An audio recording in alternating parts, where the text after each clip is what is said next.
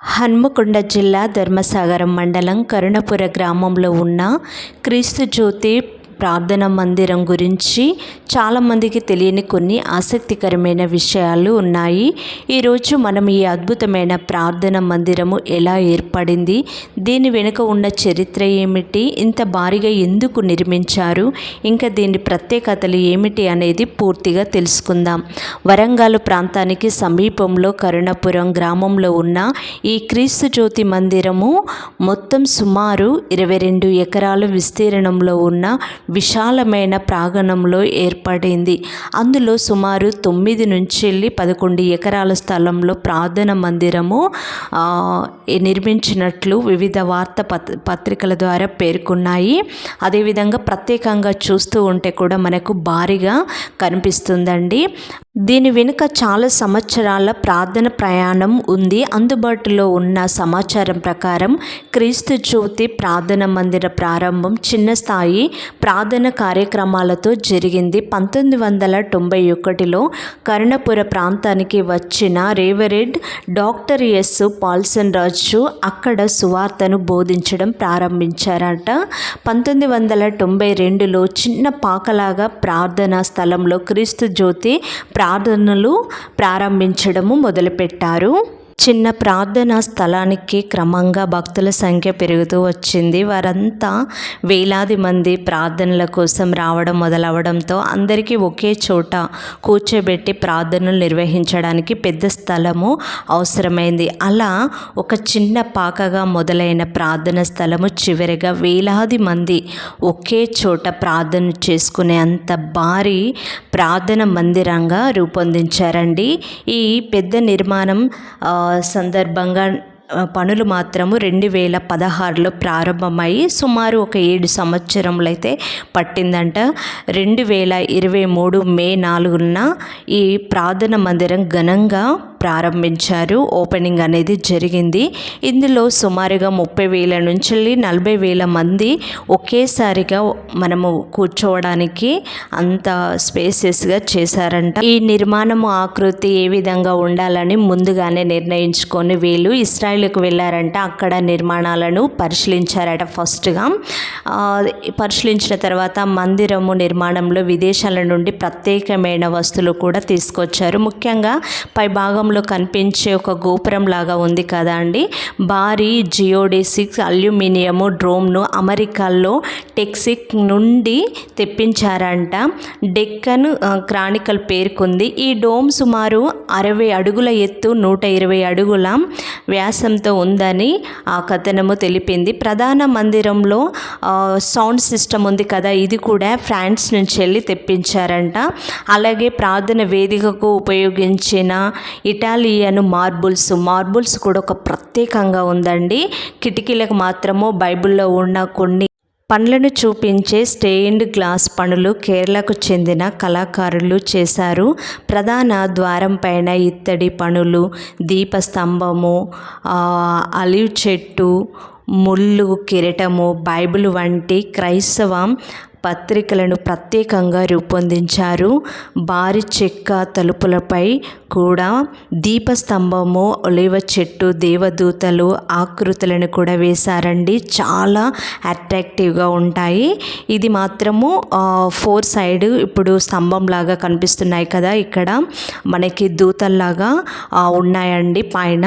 So ఈ విధంగా బయట మాత్రము చాలా బాగుందండి. ఇక్కడ గార్డెన్ గ్రీనరీతో చాలా బాగుంది. ఈ చెట్లు కూడా మంచి ఆకృతిలో ఆకర్షణీయంగా గ్రీనరీతో నిండిపోయి ఉంది. ఇంకా లోపల మాత్రం నేను ఇంకా చూపిస్తాను. మీ వీడియో చూస్తుంటే సేమ్ యాజ్ ఇట్ ఈస్గా ఒకేలాగా మీకు కనిపిస్తూ ఉండొచ్చు. బట్ మనకి ఎంట్రెన్స్లో అక్కడ డోర్ దగ్గర ఉన్న కొన్ని వాళ్ళు నిర్మించిన డిజైన్స్ అనేది చేంజ్ చేస్తూ ఉంటాయి. అదేవిధంగా మనకి రంగురంగు అద్దాలు కూడా రౌండ్ షేప్లో కనబడుతున్నాయి కదా, అవి కూడా కొంచెం డిఫరెంట్గా ఉంటాయండి. సో ఈ విధంగా ఈ స్తంభాలు 4 దిక్కులుగా ఉండి 4 దేవదూతలు ఉన్నాయి. దీనికి సంబంధించిన చరిత్ర గురించి ఇంకా మనము తెలుసుకుందామండి. ముందుకు వెళ్తూ చూస్తూ మనకు లోపలికి వెళ్ళడానికి 4 వేస్ ఉన్నాయండి. ఈ విధంగా మనకు పెద్ద డోర్లతోటే ఉంటాయి. ఇది back side, complete back side. ఈ డోరు మాత్రం ఇది ఒక్కటే క్లోజ్గా ఉంది. ఇంకా మిగతా 3 సైడ్స్ మాత్రం మనము లోపలికి వెళ్ళడానికి ఉంది. ఇక్కడ చూస్తున్నారు కదా, కొన్ని చెట్లను మీకు చూపిస్తున్నాను. చాలా ప్రత్యేకంగా ఉన్నాయి, చాలా డిజైన్తో అసలు చాలా నీట్గా ఉంది. అసలు నడుస్తుంటే కూడా ఈ గ్రీనరీలో చాలా బాగుందండి. మనకి చూడడానికి లొకేషన్ అనే కాదు కానీ నడుస్తూ ఉంటే కూడా అక్కడ చాలా బాగా అనిపించింది. సో ఈ విధంగా మనకి డిజైన్ తోటి కనిపిస్తూ ఉన్నాయి కదా, 4 సైడ్స్ ఈ విధంగా ఉన్నాయి. ఇప్పుడు మనము లోపలికి వెళ్ళి ఏ విధంగా ఉన్నాయి అనేది ప్రత్యేకంగా మీకు చూపిస్తాను. ఇది మొదటి గేట్లో మనము ముందుగా లోపలికి వెళ్ళే వేయండి. ఈ విధంగా మనకి ఉంది. పైన చూస్తున్నారు కదా మనకి ఎంత డిజైనింగ్గా ఉన్నాయో గ్లాస్ తోటి. ఇదైతే చాలా అట్రాక్టివ్గా ఉంది. మనకి గాలి రావడం వల్ల కూడా అవి గ్లాసెస్ అండి. సో సౌండ్ అనేది కూడా మనకి ప్లే అవుతుంది. అది కూడా ఇరిటేట్గా కాదు, మంచి ఒక మ్యూజికల్ లాగా సౌండ్ అనేది వస్తుంది. ఇక్కడ చూస్తున్నారు కదా, వుడ్ పైన ఒక ప్రత్యేకంగా డిజైన్ తోటి మనకి నిర్మించడం జరిగింది. ప్రత్యేకంగా గాడుకు సంబంధించిన కొన్ని ఇమేజెస్ కూడా ఉన్నాయి. దాన్ని మీకు జూమ్లో నేను చూపిస్తానండి. ఇక్కడ ఉన్న ప్రతి ఒక్క విండోకి ఈ విధంగా రంగురంగులుగా అద్దాలతోటి నిర్మించడం జరిగింది. గ్లాసీ మంచి షైనింగ్ కలర్ఫుల్గా ఉన్నాయండి. అదేవిధంగా క్రాస్ లాగా ఈ నార్మల్గా విండో కాకుండా దానిపైన కూడా ప్రత్యేకంగా మీకు చూస్తున్నారు కదా, ఒక సిల్వ అనేది క్రాస్ అనేది ఏర్పడింది. చాలా బాగుందండి. ఇంకా ఫ్లోర్ పైన చూస్తుంటే కూడా మంచి డిజైన్ తోటి ఉంది. మార్బుల్ అయితే చాలా బాగుంది. ఇంకొకటి ఏంటంటే వెళ్ళిన టైంలో చాలా ఎండగా ఉండే అండి. అసలు రెయినీ సీజన్, బట్ వేడి అనేది ఎక్కువ ఉండే. లోపలికి ఎప్పుడైతే మందిరంలోకి అడుగు పెట్టామో చాలా అంటే చాలా కూల్గా ఉంది. అంటే వాళ్ళు వాడిన మార్బుల్స్, ఆ పైన వాడిన వాళ్ళు స్టోన్తో నిర్మించిన విధానాన్ని బట్టి కావచ్చు, చాలా బాగుంది. మీరు చూస్తున్నారు కదా, చిన్నగా రంగు అద్దాలతోటి ఉన్నాయి. బట్ అంత జూమ్గా నేను చూపించలేకపోయానండి, మనకి ఫోన్లో అంత క్లియర్గా రాలేదు. సో ఈ విధంగా చూస్తున్నారు కదా, ఇక్కడ ప్రత్యేకంగా మనకి ట్రీ అనేది ఇక్కడ ఉంది. మేబీ ఇది ఒలివ చెట్టు లాంటిది కావచ్చు. ఇది మాత్రం నాకు క్లారిటీగా తెలియదు. సో నేనైతే అదే అనుకుంటున్నాను. ఫ్లోర్ పైన మాత్రం ఇలా పెద్ద డిజైన్ తోటి. ఇప్పుడు నేను చూపిస్తున్న మీకు ఒకేలాగా అనిపిస్తుంది కానీ ఈ మనకి వెళ్ళే వే అయితే 4 సైడ్స్ ఏ విధంగా ఉన్నాయో ఆ ఎంట్రెన్స్లోనే ఈ విధంగా మనకి డిజైన్ అనేది ఏర్పడింది. సో ఒక్కొక్క కాడ ఒక్కొక్క డిఫరెంట్ డిజైన్ ఉంది. బట్ మనకు చూస్తూ ఉంటే మాత్రం సేమ్ వుడ్ తోటి ఉన్నట్టుగా ఆ డిజైన్ కూడా ఆ విధంగా కనిపిస్తూ ఉంది.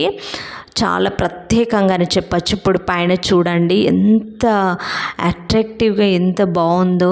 నిజంగా ఇంత పెద్ద మందిరాన్ని అయితే నేను ఫస్ట్ టైం అండి చూడడము. మన తెలంగాణలోనే ఇది నంబర్ 1 అని చెప్పొచ్చు. ఎందుకంటే ఎంత పెద్ద మందిరం అయితే ఇంకా ఎక్కడ లేదు. సో మళ్ళీ ఇంకా ఇంత 30 నుంచి వెళ్ళి 40,000 మెంబర్స్ కూర్చోవడానికి అయితే సూపర్ అని చెప్పచ్చు. అయితే మేము నార్మల్ డే రోజు వెళ్ళామండి. ఇక్కడ సాటర్డే, సండే ఈ 2 డేస్ మాత్రం ప్రత్యేకంగా ఉంటాయి. సాటర్డే ఫాస్టింగ్ ప్రేయర్, అప్పుడైతే మనకి చుట్టుపక్కల కాదు వేరే విదేశాల నుంచి వెళ్ళి కూడా చాలామంది వస్తూ ఉంటారు. ఇక్కడ చాలా రష్గా అంటే చాలా ఘోరంగా ఉంటుందని చెప్తా ఉన్నారు. అప్పుడు కూడా ఒకసారి వెళ్ళాము. మేము నార్మల్ డే అప్పుడు ఎందుకు వెళ్ళామంటే ఇక్కడ కొంచెం ఫోటోషూట్, మనము వీడియోలు తీసుకోవడము, ఇతరులకి ఇబ్బంది ఉండకుండా మనం నెమ్మదిగా తీసుకోవచ్చు అన్న ఉద్దేశంతో తీసాము. అది కూడా తీసేటప్పుడు కొంచెం లోపల మందిరంలో మనకు తీయడానికి అంత అలౌ చేయరు. వాళ్ళు చూస్తే కోపం చేస్తారు. ఎందుకంటే మనం ఏదైనా సరే పూజ చేసినా అదేవిధంగా చర్చిలో మనం ప్రేయర్ చేసిన ఒక ప్రత్యేకంగా మనం చేస్తూ ఉంటాం కదా, ఆ డిస్టర్బెన్స్ అనేది ఉండకుండా ఉండాలి. సో అయినప్పటికీ కొంచెం నేను తీయడానికైతే ట్రై చేశాను. అయితే ఈ మందిరానికి మనము లోపట వెళ్ళకముందే బయట బాల్కనీ లాగా ఉంటుంది కదా, ఆ వేనండి ఇదంతా మీకు చూపించేది. ఇంకా లోపల ఏ విధంగా ఉంది అనేది కూడా మీకు నేను ఖచ్చితంగా చూపిస్తాను. ఇప్పుడు మనము లోపలికి వెళ్దాము. ఇక్కడ కొంచెం పోలీస్ డిపార్ట్మెంట్ వాళ్ళు కూడా ఉన్నారు. వాళ్ళు మాత్రం వీడియో తీయనివ్వట్లేదు. జస్ట్ నార్మల్గా నేను లైటింగ్ అనేది పెట్టకుంటే క్యాజువల్గా మొబైల్ పట్టుకున్నట్టుగా పెట్టి ఆ విధంగా తీయడానికి ట్రై చేశాను. చూస్తున్నారు కదా, ఇక్కడ డోర్లు మాత్రం చాలా హైట్లు ప్రత్యేకంగా ఉన్నాయి. ఇక్కడ గాడికి సంబంధించిన కొన్ని వర్డ్స్ను కూడా ఇక్కడ మనకి డోర్ పైన మనకి రాయడం అనేది జరిగింది. అది మొత్తం వుడ్ తోటే ఆ వర్డ్స్ అనేది ఉంది ప్రత్యేకంగా. ఇక్కడ ప్రజెంట్ అయితే ఈ విలేజ్లో ఉన్న వాళ్ళే వచ్చినట్టు ఉందండి, ఎక్కువ మెంబర్స్ అయితే లేదు. సాటర్డే మాత్రం టూ మచ్ ఉంటుంది. మన వీడియోలో నేను షార్ట్ వీడియోలో పెట్టానండి, అది చాలా వైరల్ అయిపోయింది. మినిమము 3.5 lakh మెంబర్స్ అయితే చూశారు. అది చాలా వైరల్ అయిపోయింది.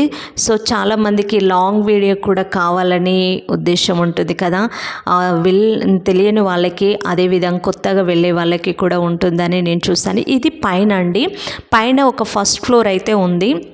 మనకి కింద చైర్లలో కూర్చోవచ్చు. వుడ్ తోటే ఉంది, నార్మల్ చైర్స్ ఉన్నాయి, కింద కూర్చోవచ్చు.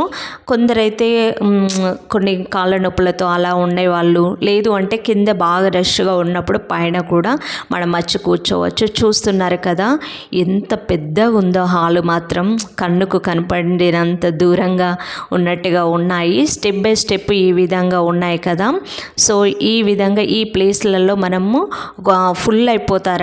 మీరు షార్ట్ వీడియో చూస్తే మీకు అర్థమవుతుంది. అప్పుడు చాలామంది వచ్చారు. అప్పుడు నేను సాటర్డే ఫాస్టింగ్ ప్రేయర్ రోజు వెళ్ళాము. సో అప్పుడు మాత్రం చాలామంది ఉన్నారు. ఇక్కడ నేను కొంచెం తీయడానికి ట్రై చేశాను. మరీ ప్రత్యేకంగా దగ్గరికి వెళ్ళైతే తీయలేమండి. సో ఈ విధంగా మనకి ఉంది. ఇక్కడ నుంచి వెళ్ళి మనకి వాష్రూమ్స్ మాత్రం ఇక్కడ మేల్కి ఫీమేల్కి ప్రత్యేకంగా ఉంది. మనకి ఈ వేలో ఆల్రెడీ బోర్డు కూడా పెట్టి ఉంచారు. కొంచెం దూరం మాత్రం నడవాలండి, పెద్ద మందిరం కాబట్టి మనం కొంచెం వాకబుల్ అనేది అయితే ఖచ్చితంగా ఉంది. ఇదే వాష్రూమ్స్ అండి. ఇక్కడ ఒక 2 floors అనేది ఉంది. అయితే ఇక్కడ కొందరు స్టే చేస్తారంట, కొన్ని మొక్కుబడిలాగా ఉండి. ఇక్కడ చూస్తున్నారు కదా పెద్ద హాల్, ఫస్ట్ మందిరం ఇదేనంట అండి. చిన్న గుడారం లాగా ఏర్పడింది, ఇక్కడ సరిపోలేదని. ఇప్పుడు మాత్రం దీన్ని చాలామంది హెల్త్ ఇష్యూ తోటి వచ్చిన వాళ్ళు స్టే చేయడానికి, పడుకోవడానికి, కొందరైతే 2 months వరకు కూడా ఉన్న వాళ్ళు ఉన్నారంట. సో అలా మొక్కుబడి చేసుకున్న వాళ్ళు ఉన్నారు. ఇక్కడ మనకి పార్కింగ్ ఏరియా కూడా చాలా బాగుంది.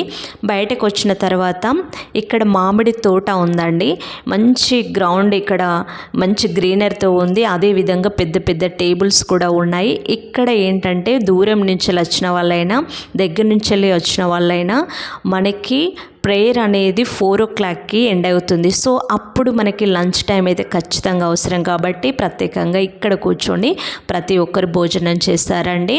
ఇక్కడ ఈ టీ పాయింట్ ఉంది, టిఫిన్ సెంటర్ కూడా ఉందండి. మనకి ఏదైనా షాపింగ్ అంటే ప్రత్యేకంగా గాడుకు సంబంధించినవి ఏమైనా తీసుకోవడానికి అయితే ఉంది. కూల్ డ్రింక్స్ లాంటి, అదేవిధంగా మనము దేవుడికి సంబంధించినవి కొనుక్కోవడానికి వాటర్ బాటిల్స్, కొందరు బాక్స్ తెచ్చుకోకుండా వస్తారు కదా, సో వాళ్ళకి కూడా ఇక్కడ పులిహోర ప్యాకెట్ లాంటివి ఉన్నవి, మనకి కొనేసుకోవాలి. ఇది ఫ్రీ అయితే కాదు. సో ఈ విధంగా మనం మందిరం అనేది ఫుల్ వీడియో నేను మీకు చూపించాను. మీకు అర్థమైందని అనుకుంటున్నాను. Thank you for watching. Follow for more.